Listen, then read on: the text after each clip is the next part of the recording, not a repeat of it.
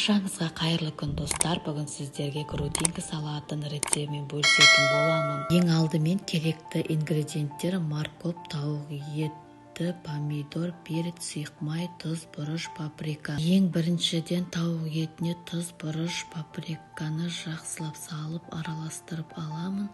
Сұйық май құйып, тағы да жақсылап араластырамыз. Қызып тұрған табамызға сұйық майды құйып, тауық етін салғаннан кейін астын үстіне қарай аударамыз. Табамызда піскен тауық етін салып аламын. Піскен тауық етінің сұйық майына морковіміз бен перцімізді салып, асты үстіне қарай аударып, жақсылап пісіріп аламыз. Ыдысымызға салатный лист, помидор, перец, морковь, тауық етін, лимонның суын қосамын, кунжут сеуіп, дайын тұрған салатының үстіне бальзамды жағамын. Салатым дайын болды, ас болсын.